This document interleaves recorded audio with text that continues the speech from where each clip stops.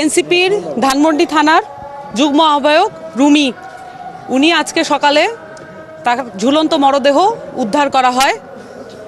এবং রুমি আসলে আমাদের ফ্যাসিবাদ বিরোধী আন্দোলনের একজন সম্মুখ সারির যোদ্ধা ছিলেন।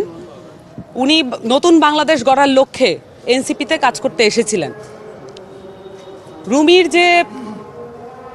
যে তার মরদেহ উদ্ধার এবং তাকে যে অবস্থায় আমরা দেখতে পেয়েছি, এটাকে এনসিপির জায়গা থেকে, জুলাইয়ের সম্মুখ সারির যোদ্ধার জায়গা থেকে আমরা স্বাভাবিকভাবে নিতে পারছি না। আমরা কিছুদিন আগে শরীফ ওসমান হাদি, যিনি ঢাকা ৮-এর একজন প্রার্থী ছিলেন, শুধু তাই না, বাংলাদেশের ফ্যাসিবাদ বিরোধী এবং আধিপত্যবাদ বিরোধী লড়াইয়ের একজন অন্যতম নেতা ছিলেন। তিনি আমাদের মধ্যে বীর হিসেবে অবস্থান করছেন এই মুহূর্তে। আমরা তার সুস্থতা কামনা করে আল্লাহর কাছে ফরিয়াদ করছি।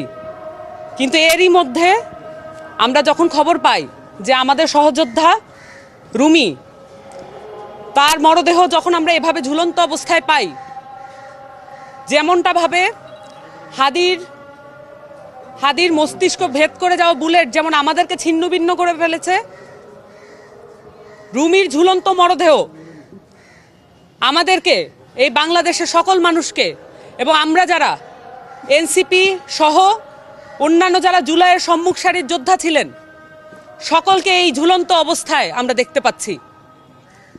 আমরা দেখেছি জুলাই ঘোষণাপত্রে জুলাইয়ের যারা সম্মুখ সারির যোদ্ধা, যারা শহীদ পরিবার এবং যারা আহত হয়েছেন, যারা এই পুরো অভ্যুত্থানে সক্রিয় অংশগ্রহণ করেছেন, তাদের নিরাপত্তার কোনো ব্যবস্থা করা হয় নাই।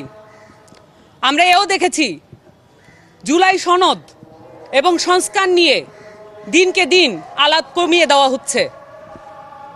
এমত অবস্থায় যখন পুরো দেশটাকে একটা এমন নির্বাচনের দিকে ঠেলে নিয়ে যাওয়া হচ্ছে, যে নির্বাচনে কিভাবে পুলিশ বাহিনী, আইন শৃঙ্খলা বাহিনী এবং অন্যান্য যে নির্বাচন কমিশন সহ এই রাষ্ট্রীয় সংস্থাগুলো কিভাবে কাজ করবে, সেটার কোনো সঠিক কোনো রোডম্যাপ নাই।